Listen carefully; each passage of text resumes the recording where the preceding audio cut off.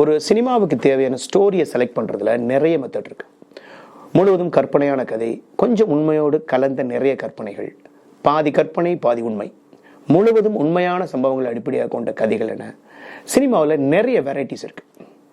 உண்மையான கதைகளை நல்ல சினிமாவை மாற்றுறதுல ஹாலிவுட் தான் எப்பவுமே ஃபர்ஸ்ட் பிளேஸில் இருக்கு.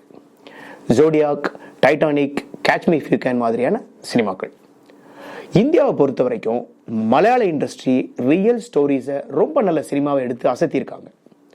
இதுக்கு சரியான எக்ஸாம்பிள் சமீபத்தில் வந்து மிகப்பெரிய ஹிட்டான மஞ்சுமல் பாய்ஸ்.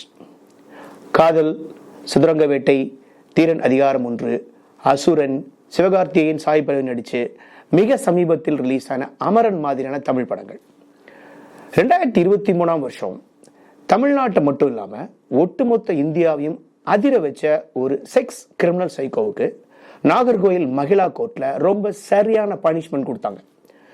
சாகும் வர ஜெயிலில் இருக்கணும் அப்படிங்கிறது அந்த தண்டனை.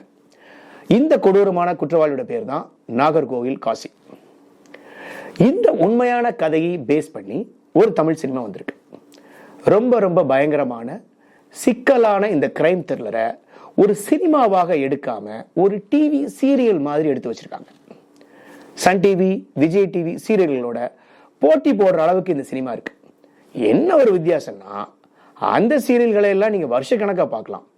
இந்த சினிமாவை நீங்க 2.5 மணி நேரத்தில் பார்த்து முடிச்சிடலாம். இப்படியெல்லாம் நம்ம மனசுல தீப்பிடிக்க வைக்கிற சினிமா தான் ஃபயர். இந்த சினிமாவோட கதை, காசி என்கிற ஒரு பிசியோதெரபிஸ்ட், அவரோட கிளினிக் வர்ற சில பெண்கள், வெளியே சந்திக்கிற சில பெண்கள், அவரோட ஃப்ரெண்ட்ஸ் மற்றும் ஃபேமிலி சர்க்கிள் இருக்கிற சில பெண்களை தன்னுடைய வலையில விளைவிக்கிறார். அந்த பெண்களோட செக்ஸ் வச்சுக்கும் போது அந்த பெண்களுக்கு தெரியாம வீடியோ எடுத்துக்கிறார். அதுக்கப்புறம் அந்த வீடியோக்களை காட்டி மிரட்டி அவங்க கிட்ட இருந்து பணம், நகைகளை பறிக்கிறார். இது போக அதில் சில பெண்களை ஒரு மினிஸ்டருக்கு சப்ளை செய்யறார். இப்படி வாழ்ந்துட்டு இருக்கிற காசி திடீரென ஒரு நாள் மர்மமான முறையில் காணாமல் போகிறார். காணாமல் போன காசியை கண்டுபிடிக்கிறதா இந்த சினிமாவினுடைய கதை. இந்த கதையே ஒரு நல்ல த்ரில்லர் சினிமாவை எடுக்கிறதுக்கு போதுமானது. ஆனா அது இங்கு நடக்கல. ஒரு சீரியஸான சினிமாவை எடுப்பதற்கு பதிலாக ஒரு சில கிளுகிளுப்பான காட்சிகளை வச்சு இந்த சினிமாவை ஓட்டுறதுக்கு நினைச்சிருக்காங்க. ஒரு விதத்துல ஆடியன்ஸை ஏமாத்த பார்க்கறாங்க. இப்போ ரியல் காசின் கேஸ்ல இருக்கிற சில டீப்பான விஷயங்களை பார்ப்போம். 2020ஆம் ஆண்டு சென்னையை சேர்ந்த ஒரு பெண் டாக்டர் காசி மேல கொடுத்த கேஸ்ல இருந்து காசி வெளி உலகத்துக்கு தெரிய வந்தான். அதுக்கப்புறம் தமிழ்நாட்டோட பல பகுதிகளில் இருந்து பாதிக்கப்பட்ட பல பெண்கள் அவன் மேல கேஸ் கொடுத்து அந்த விஷயம் ரொம்ப தீவிரமா மாறிச்சு. இதுல போலீஸ்காரரோட மகள் கூட சிக்கியிருந்தாங்க. இந்த கேஸ்ல போலீஸ் ரொம்ப பிரமாதமா இன்வெஸ்டிகேட் பண்ணாங்க. பிரிண்ட் மீடியா, விஷுவல் மீடியா ரெண்டுமே காசி விஷயத்துல ஏராளமான இன்ஃபர்மேஷனை வெளியே கொண்டு வந்து தொடர்ந்து மக்கள் கிட்ட சொல்லிக்கிட்டே இருந்தாங்க. காசியோட விஷயம் இந்த ஒட்டுமொத்த சமுதாயத்துக்கும் ஒரு பயத்தையும் அச்சத்தையும் ஒரு நம்பிக்கையற்ற தன்மையும் உருவாக்கியது. அதை நம்ம எல்லாரும் பார்த்தோம். காசி கிட்ட இருந்து 1900 பெண்களுடைய போட்டோஸ் மற்றும் 400 வீடியோக்களை போலீஸ் ரெக்கவரி பண்ணாங்க. நீதிமன்றமும் ரொம்ப தீவிரமா இந்த கேஸை ஹேண்டில் பண்ணி 2023ஆம் ஆண்டு ரொம்ப வலுவான ஒரு தீர்ப்பை கொடுத்தாங்க. அதை பத்தி தான் இந்த ரிவ்யூவோட தொடக்கத்தில் நம்ம பேசியிருக்கோம். இப்போ நம்ம பார்த்த விஷயம் ரொம்ப ரொம்ப சீரியஸானது. இது ஏராளமான குடும்பங்கள் சம்பந்தப்பட்டது. பல மனிதர்கள் ரொம்ப கொடூரமான சிக்கலை பார்த்திருக்காங்க இந்த கேஸ்ல. பல குடும்பங்கள் சிதைஞ்சு சீரழிஞ்சிருக்கு. பல பெண்கள் பல வருஷமா காசி கிட்ட சிக்கி வெளியே சொல்ல முடியாம எக்ஸ்ட்ரீமான துன்பத்திற்கு ஆளாகியிருக்காங்க. இப்போ நம்ம பேசின விஷயங்களுக்கு உள்ள இருக்கிற எந்த ஒரு சீரியஸான தன்மையுமே இந்த சினிமாவுக்கு உள்ள இல்லை. காசியோட ரியல் கேஸ்ல பல மாவட்டங்கள், பல சம்பவங்கள் வந்து போகுது. பல குடும்பங்கள், பல பெண்கள், பல விதமான ஸ்டேட்டஸ்ல இந்த சமுதாயத்தில் வாழ்றவங்க, பல விதமான கிளாஸ் சேர்ந்தவங்க, அதாவது lower middle class, upper class என பல டைப் மனிதர்கள் வந்து போறாங்க. ஏராளமான டைமென்ஷன் இருக்கிற, ஏராளமான கனெக்டிங் பாயிண்ட்ஸ் இருக்கிற ஒரு சம்பவத்தில் இருக்கிற டெப்த் எதுவுமே இந்த சினிமாவுக்குள்ள இவங்க கொண்டு வரல. இதுதான் இந்த சினிமாவினுடைய மிகப்பெரிய சிக்கல். இந்த மாதிரி ரொம்ப சீரியஸான கேஸ்களை சினிமாவா மாற்றும் போது அதை முதல்ல ஆராய்ச்சி பண்ணணும். அந்த கேஸ்ல இருக்கிற ரொம்ப சிக்கலான விஷயங்கள், கொஞ்சம் மைல்டா இருக்கிற விஷயங்கள், ரொம்ப லைட்டா இருக்கிற விஷயங்கள் என தனித்தனியா பிரிச்சு லிஸ்ட் பண்ணணும். காசி எப்படி இவ்வளவு பெண்கள்கிட்ட மைண்ட் கேம் பண்ணா அப்படிங்கிறத ரொம்ப டீட்டெயிலா சொல்லணும். போலீஸ், கோர்ட் ரெண்டுமே ரொம்ப பெரிய ரோல் இந்த கேஸ்ல பண்ணியிருக்காங்க. அவங்களோட இன்வால்மெண்ட், உழைப்பு ரொம்ப ரொம்ப அதிகமானது. So police records, court details எல்லாத்தையும் ரொம்ப ஆழமா படிச்சு அதிலிருந்து பாயிண்ட்ஸை எடுத்து ஸ்கிரிப்டை ரெடி பண்ணணும். இந்த மாதிரியான ஸ்கிரிப்டை ஒரு நல்ல சைக்கோலாஜிக்கல் கிரைம் த்ரில்லர் சினிமாவா எடுக்கிறதுக்கு இன்னும் நிறைய எலிமெண்ட்ஸ், விஷயங்களை சேர்த்து ஒரு ஃபைனல் ஷேப்புக்கு கொண்டு வரணும். இது எதுவுமே இந்த சினிமாவில் இல்லை. ஒரு டீ கடையில் யாரோ சொல்ற தகவல்களை கேட்டுட்டு அப்படியே நேரா சினிமா எடுக்க போனா எப்படி இருக்குமோ அப்படி இந்த சினிமா எடுத்து வச்சிருக்காங்க. முறையான ஆராய்ச்சியோ முறையான ஃபீல்ட் ஒர்க்கை செய்யாம எடுத்த ஒரு சினிமா இது. ஒரு கதையில இருந்தா நிறைய சீன்களை நம்ம பிரிச்சு சொல்ல முடியும். ஆனா இவங்க நிறைய துண்டு துண்டான சீன்களை அங்கங்க வச்சுட்டாலே ஒரு கதை உருவாகும் அப்படின்னு நம்புறாங்க. இதுதான் இங்க சிக்கல். இந்த சொசைட்டிய பாதிச்ச முக்கியமான ஒரு சம்பவத்தை ஒரு சினிமாவாக, ஒரு ஆர்ட்டா மாத்த தெரியாம ஒரு டிவி சீரியல் மாதிரி எடுத்து வச்சிருக்காங்க. இந்த சினிமாவுடைய மிகப்பெரிய நம்பிக்கை நட்சத்திரமாக ரக்ஷிதா மகாலட்சுமி வச்சிருக்காங்க. ரக்ஷிதாவை காட்டி மட்டுமே இந்த சினிமாவை ஓட்டிட முடியும் அப்படின்னு யாரோ இந்த டீமோட ஆள் மனதில் பதிய வச்சிருக்காங்க.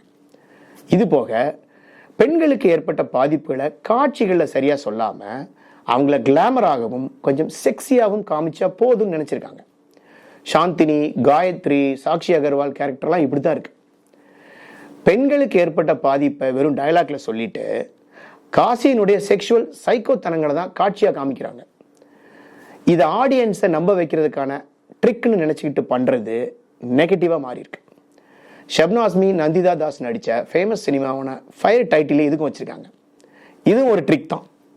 ஆனால் அந்த சினிமாவுக்கு ஃபயர்னு பேர் வச்சதுக்கு ஒரு லாஜிக், ஒரு காரணம் இருக்கு.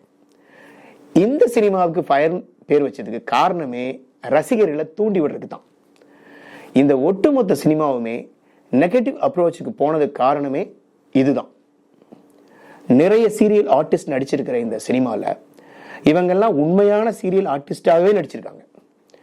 ஃபர்ஸ்ட் ஆஃப், செகண்ட் ஆஃப் ரெண்டுமே ரொம்ப ரொம்ப ஸ்லோவாக தான் நகருது. ஏராளமான லேகிங்.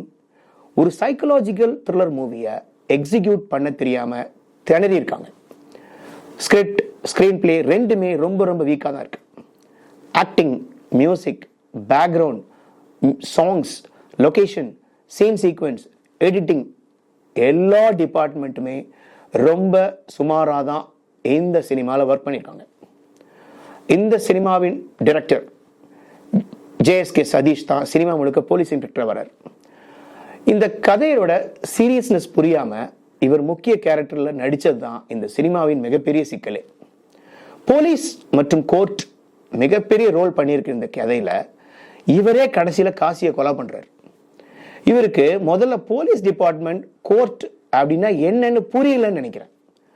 கன்னத்துல மறு வச்சுட்டு போய் ஒரு கூட்டத்தை அழிக்கிற மாதிரி இவர் ஒரு மாஸ்க் போட்டுட்டு போய் காசியை கொலை பண்ணிடுறாரு.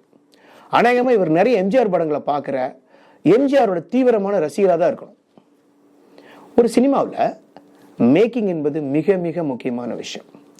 மேக்கிங் என்றால் என்ன என்பதை தெரிந்து கொள்ளவே கூடாது என்பதில் இந்த டீம் ரொம்ப கவனமா இருந்திருக்காங்க.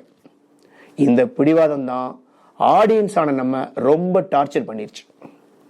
இந்த சினிமாவில் நம்ம மன்னிக்கவே முடியாத விஷயம்னா காசி நடத்துகிற அந்த பிசியோதெரப்பி கிளினிக்கோட செட்டப், அப்புறம் ஒரு போலீஸ் ஸ்டேஷன் செட்டப், இதெல்லாம் ஒரு முறை நீங்கள் பார்த்துட்டு அது எப்படி இருக்குன்னு நீங்களே முடிவு பண்ணிக்கங்க.